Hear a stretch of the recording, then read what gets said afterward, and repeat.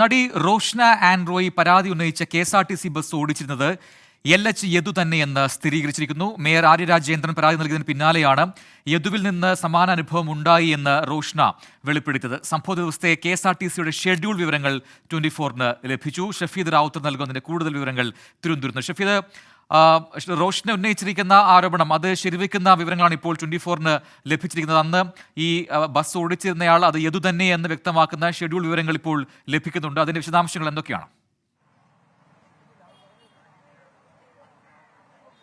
പ്രജിനി, mayor KSRTC driver തർക്കത്തിന് പിന്നാലെയാണ് ഇക്കാര്യത്തിൽ cinema പ്രവർത്തകയായിട്ടുള്ള Roshna വളരെ ഗുരുതരമായ ഒരു ആരോപണവുമായി രംഗത്തെത്തിയത്. മാത്രവുമല്ല, ഇക്കാര്യത്തിൽ അവർ പറഞ്ഞ കാര്യം ജൂൺ 19-ാം തീയതി വയനാട്ടിൽ നിന്ന് എറണാകുളത്തേക്കുള്ള യാത്രാ മധ്യേ കുന്നംകുളത്തിനടുത്ത് വെച്ച ഈ യദു ഓടിച്ചിരുന്ന KSRTC ബസ് തന്നെ പിന്നാലെ പലതരത്തിലുള്ള അപകടകരമായ രീതിയിൽ വാഹനം ഓടിച്ച് ഭയപ്പെടുത്തി. മാത്രവുമല്ല, നിർമ്മാണ പ്രവൃത്തി നടക്കുന്ന ബൈപ്പാസിൽ വെച്ച് വാഹനം നിർത്തിയപ്പോൾ ഇയാളുടെ ഭാഗത്ത് നിന്ന് അശ്ലീല ഭാഷയിലുള്ള തെറിവിളിയും മാത്രവുമല്ല ലൈംഗിക ചുവയുള്ള സംസാരവും ഉണ്ടായി എന്നുള്ളതായിരുന്നു ഈ നടിയുടെ സിനിമാ പ്രവർത്തകയുടെ പരാതി. ഇതിന് പിന്നാലെയാണ് ഇക്കാര്യത്തിൽ നമ്മളൊരു അന്വേഷണം നടത്തിയത്. ആ അന്വേഷണത്തിൽ ജൂൺ 18-ാം തീയതി തിരുവനന്തപുരത്ത് നിന്ന് വഴിക്കടവിലേക്കുള്ള ആ KSRTC ബസ് കൃത്യമായി പറഞ്ഞു കഴിഞ്ഞാൽ, ബസ്സിന്റെ നമ്പർ ഉൾപ്പെടെ കൃത്യമായി പറഞ്ഞു കഴിഞ്ഞാൽ RPE 492 എന്ന ബസ് ഓടിച്ചത് യദുവെന്ന തിരുവനന്തപുരം തമ്പാനൂർ സെൻട്രൽ ഡിപ്പോയിലെ ഷെഡ്യൂളിൽ നിന്ന് നമുക്ക് മനസ്സിലാക്കാൻ കഴിയും. മാത്രമല്ല, ജൂൺ 18-ന് തിരുവനന്തപുരം ഡിപ്പോയിൽ നിന്നും വഴിക്കടവിലേക്കുള്ള യാത്ര തിരിച്ചു. ശേഷം ജൂൺ 19-ാം തീയതിയാണ് വഴിക്കടവിൽ നിന്ന് തിരികെ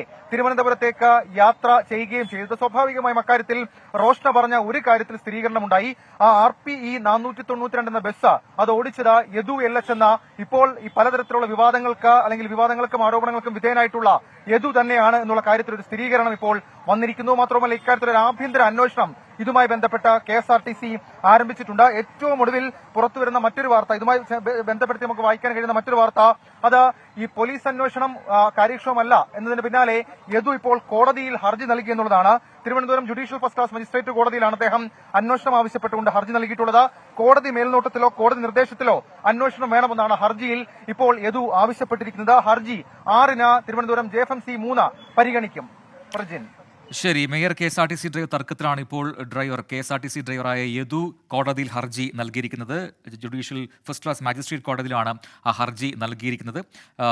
കോടതി മേൽനോട്ടത്തിലോ അല്ലെങ്കിൽ കോടതി നിർദ്ദേശത്തിലോ അന്വേഷണം വേണം, കൃത്യനിർവഹണം തടസ്സപ്പെടുത്തി നടക്കുമുള്ള ആരോപണങ്ങൾ ഈ ഹർജിയിൽ പറയുന്നുണ്ട്. അതേസമയം തന്നെയാണ് നേരത്തെയും സമാനമായ അനുഭവം, സമാനമായ രീതിയിൽ പ്രതികരണം ഇദ്ദേഹത്തിന്റെ ഭാഗത്തുണ്ടായി, ഡ്രൈവറുടെ ഭാഗത്തുണ്ടായി എന്ന റോഷ്ന എന്ന ചലച്ചിത്ര താരത്തിന്റെ പരാതി, അത് ശരിവെക്കുന്ന വിവരങ്ങൾ കൂടി പുറത്തുവരുന്നത്.